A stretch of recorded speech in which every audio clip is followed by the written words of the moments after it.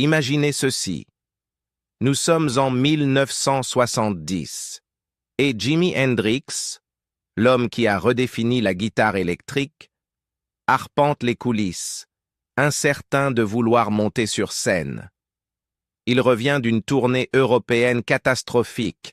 Son groupe est instable, ses relations se désagrègent et il est désespéré de fuir un manager en qui il n'a plus confiance. Quelques jours plus tard, on le retrouvera mort dans un appartement londonien dans des circonstances qui restent floues. L'histoire officielle? Il se serait étouffé avec son propre vomi après avoir avalé 9 somnifères et bu du vin. Mais dès l'annonce de sa mort, les rumeurs ont commencé à circuler. Suicide? Overdose accidentelle? Ou quelque chose de bien plus sombre, un meurtre calculé orchestré par ceux censés le protéger? On reparle de Hendrix parce que de nouvelles voix, des interviews perdues et des témoignages négligés dressent un tableau très différent de ces dernières heures.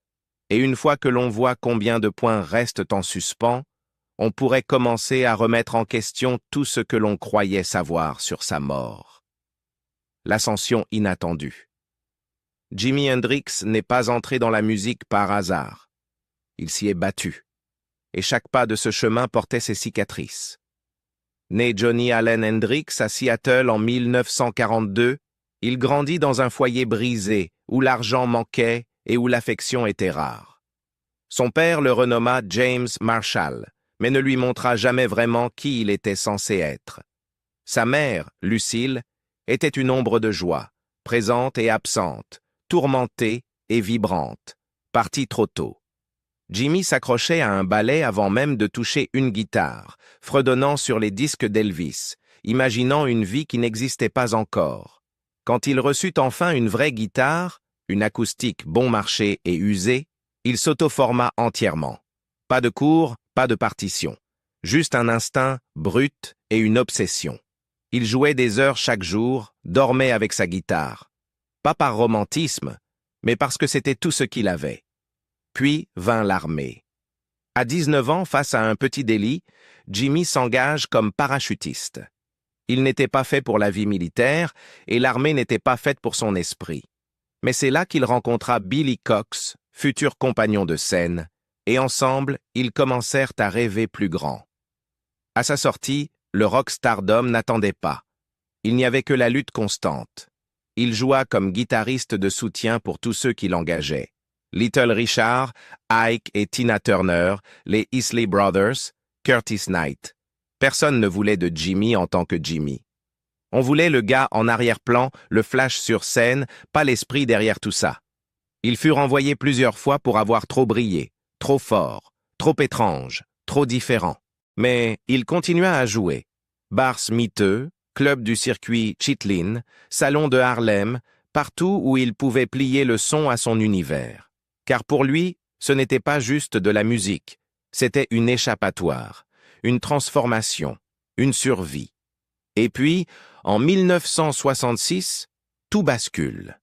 Jimi saisit sa chance et part jouer à Londres, grâce à Linda Keith, alors petite amie de Keith Richards, qui croyait en lui quand personne d'autre ne le faisait.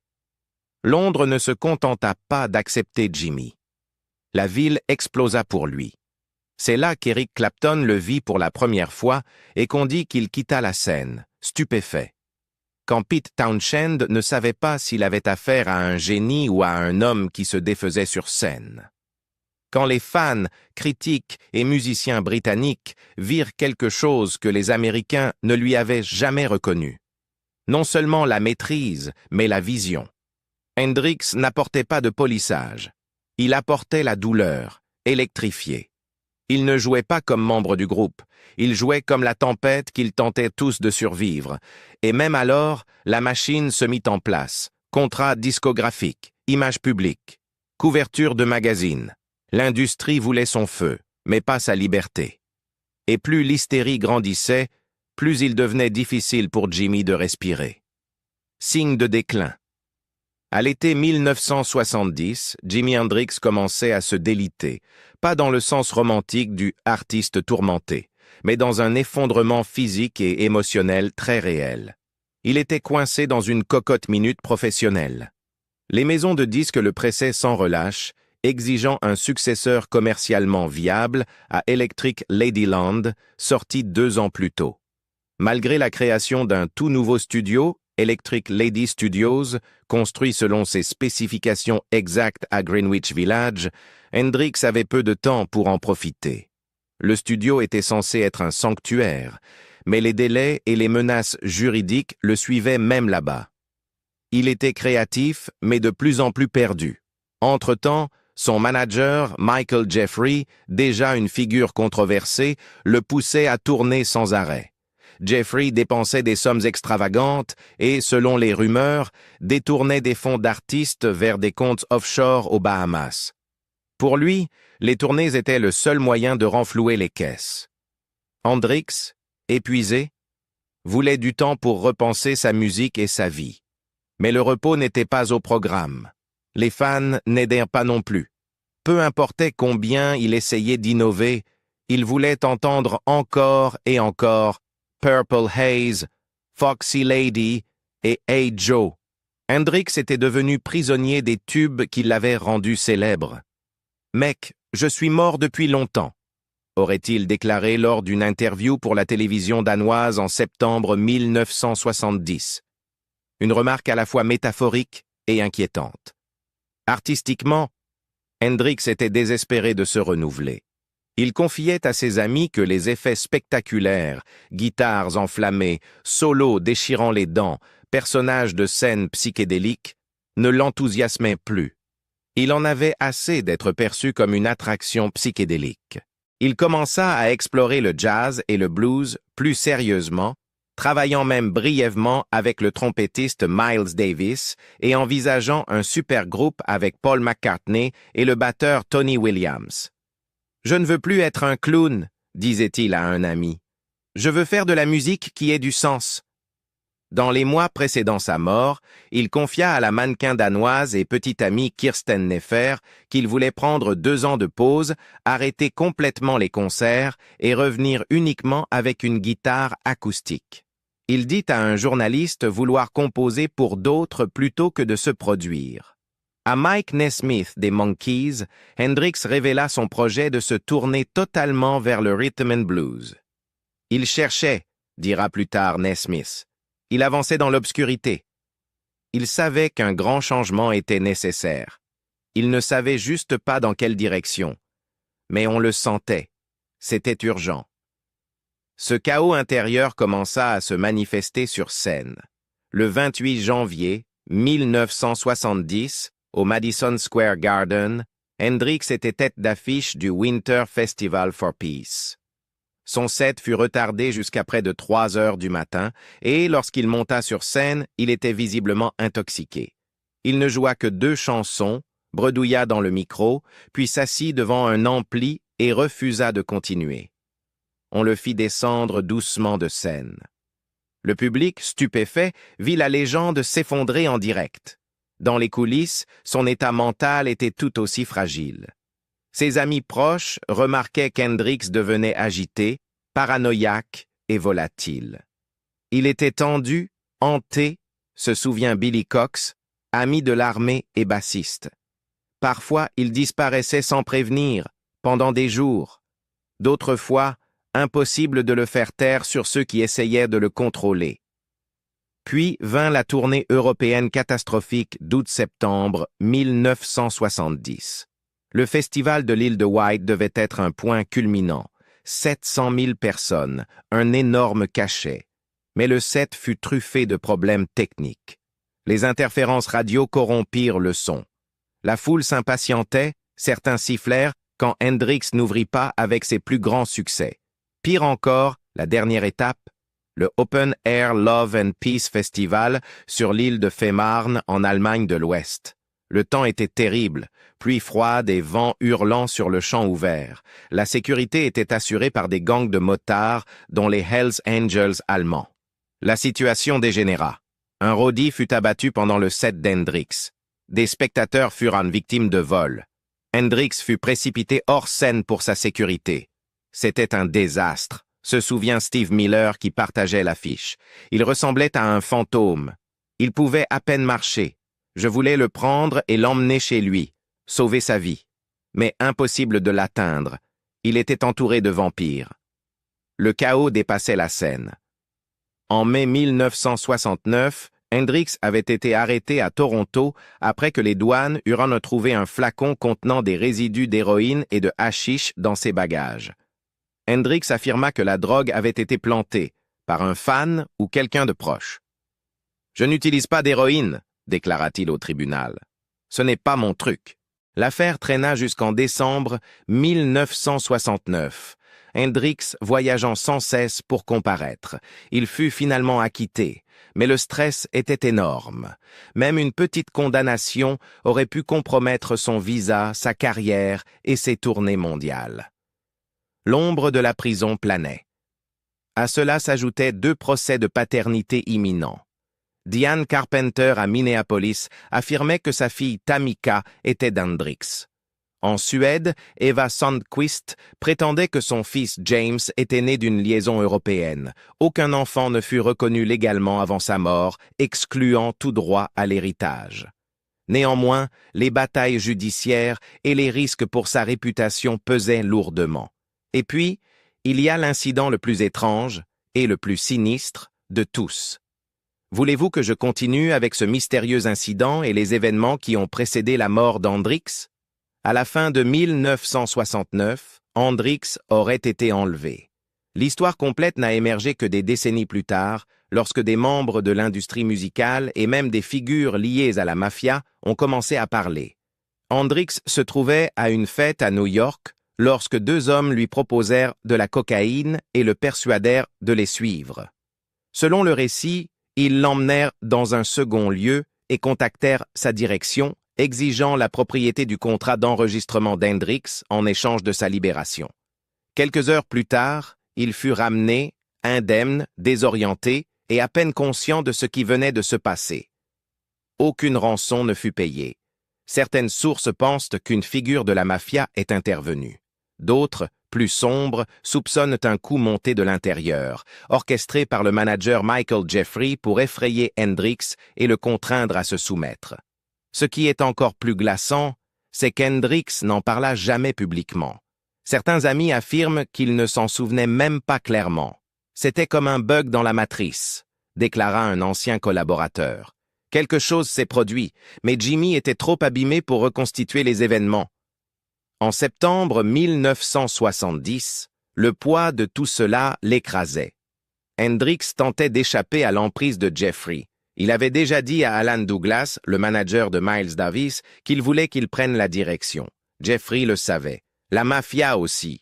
Les labels, les femmes, tout le monde voulait une part de Hendrix, mais personne ne l'aidait à se reconstruire. Il avait de l'argent, mais ne pouvait pas y accéder. Il avait la célébrité, mais pas de paix. Il avait du talent, mais aucune direction. Les murs se refermaient sur lui. Il n'était pas libre, déclara son publiciste de longue date Kit Altham. Il n'était plus Jimi Hendrix. Il était un produit, une entreprise, et l'homme à l'intérieur se brisait. Michael Jeffery, ami, espion ou assassin. Michael Jeffery, le manager d'Hendrix, était un ancien agent de renseignement aux liens profonds avec le crime organisé. Selon Rock Roddy, les mémoires du Roddy d'Hendrix James Tappy Wright, Jeffery aurait avoué, lors d'une confession alcoolisée, qu'il avait tué Hendrix pour toucher une police d'assurance-vie de 2 millions de dollars. « Je devais le faire, Tappy », cite Wright Jeffrey. « Il valait plus mort que vivant. » Toujours selon Wright, Jeffrey et 2 complices auraient forcé Hendrix à avaler des somnifères et du vin, suffisamment pour l'asphyxier. Cela correspond au témoignage troublant du docteur John Bannister, le médecin qui soigna Hendrix. Du vin sortait de son nez et de sa bouche. Il se noyait. C'était horrible. L'autopsie confirma que Hendrix était mort d'asphyxie due au barbiturique et au vomi. Mais curieusement, très peu d'alcool fut retrouvé dans son sang, ce qui suggère qu'il n'avait pas bu le vin, mais qu'il lui avait été versé. Ça paraît incroyable, Considérez ceci. Jeffrey mourut 3 ans plus tard dans un mystérieux accident d'avion, juste avant d'être censé témoigner dans des procès pour fraude financière. Les dernières heures à l'hôtel Samarcande. Dans la nuit du 17 septembre 1970, Jimi Hendrix n'était pas sur scène, pas en studio, pas entouré de ses musiciens ou des dirigeants de l'industrie. Il se trouvait dans un appartement modeste au sous-sol de l'hôtel Samarcande, 22 Lansdowne Crescent à Notting Hill, Londres, passant la soirée avec Monica Dannemann, ancienne patineuse artistique allemande et peintre en herbe. Hendrix et Dannemann s'étaient rencontrés seulement quelques mois plus tôt et avaient donc passé du temps ensemble de façon intermittente durant sa dernière tournée européenne. Selon Monica, ils s'étaient retrouvés quelques jours avant sa mort et Hendrix séjournait chez elle depuis. Pourtant, les amis d'Hendrix dressaient un tableau différent, suggérant que Monica était plutôt une admiratrice obsessionnelle qu'une véritable partenaire. Devon Wilson, une autre amante de Hendrix, l'aurait mise en garde contre le comportement de plus en plus intense de Dannemann. D'autres l'accusaient de manipuler sa proximité avec Hendrix à un moment où il était vulnérable, malade et émotionnellement fragilisé. Cette nuit-là, toutefois, Hendrix et Dannemann étaient seuls. Selon ses déclarations initiales, ils passèrent de la soirée à discuter, fumer du hashish et boire du vin rouge. Hendrix, selon toute vraisemblance, avait du mal à dormir, un problème récurrent ces derniers mois, et demanda finalement à Dannemann un somnifère. Elle affirma plus tard lui avoir donné un comprimé de Vesparax, un puissant barbiturique allemand, mais il en prit 9. Cette dose était 18 fois supérieure à la quantité recommandée. Aux alentours de 10 heures du matin le lendemain, Dannemann déclara s'être réveillé et avoir trouvé Hendrix inconscient mais encore respirant. Elle attendit plus d'1 heure avant d'appeler une ambulance, qu'elle contacta enfin à 11h18. Les secours arrivèrent à 11h27 et furent confrontés à une scène glaçante. Hendrix était étendu, entièrement vêtu, immobile sur le lit, froid et couvert de vomi, son airway obstrué par un mélange épais de vin rouge et de nourriture partiellement digérée. Pas de pouls, aucune respiration, aucun signe de vie. Il fut transporté en urgence au St. Mary Abbot's Hospital à Kensington, mais il était trop tard. À 12h45, Jimi Hendrix fut déclaré mort. L'autopsie fut réalisée par le pathologiste judiciaire, le professeur Robert Donald Thiers. Ses conclusions: Hendrix était mort d'asphyxie due à l'aspiration de vomi, aggravée par une intoxication au barbiturique. Le sédatif en question était le Vesparax, chaque comprimé contenant 3 substances distinctes, un hypnotique, un tranquillisant et un relaxant musculaire. Même 2 comprimés auraient plongé une personne dans une sédation dangereuse. Hendrix en avait pris 9. Pourtant, le taux d'alcool dans son sang était faible, bien trop faible pour expliquer la quantité de vin rouge retrouvée dans ses poumons, sa gorge et ses cheveux. Le docteur John Bannister, l'un des médecins présents à St. Mary Abbot's, témoigna plus tard: « Il y avait du vin partout sur lui. Il s'écoulait de ses poumons, de sa bouche, de son nez. Je n'ai jamais vu autant de vin dans un corps. » C'était l'image d'un homme noyé, non ivre, mais personne ne put l'expliquer clairement. Le coroner Gavin Thurston rendit un verdict ouvert. Les preuves étaient insuffisantes pour déterminer si Hendrix était mort accidentellement, par suicide ou, murmuré par beaucoup, par acte criminel. Le corps de Jimi Hendrix fut embaumé et rapatrié à Seattle le 29 septembre 1970. Ses funérailles eurent lieu le 1er octobre à l'église baptiste Dunlap, en présence de plus de 200 personnes, dont Miles Davis, Johnny Winter, Noel Redding, Mitch Mitchell et des membres proches de sa famille. Une flotte de 24 limousines noires escorta les participants jusqu'au Greenwood Cemetery à Renton, Washington, où Hendrix fut enterré à côté de sa mère, Lucille. Sa pierre tombale se lit simplement: « Forever in our hearts, James M.